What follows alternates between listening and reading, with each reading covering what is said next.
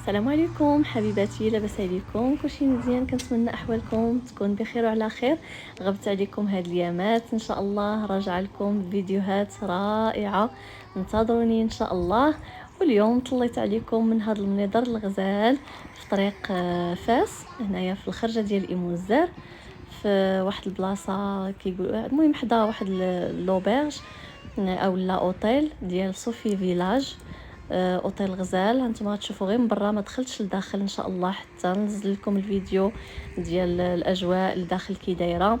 وهذا المنظر غزال، هانتوما كتشوفوا الاجواء زوينه صراحه، غير هاد الجليسه هنايا زوينه، فما بالك لداخل. هانتوما كما كتشوفوا فيه لا بيسين، فيه يعني بزاف ديال المرافق زوينين.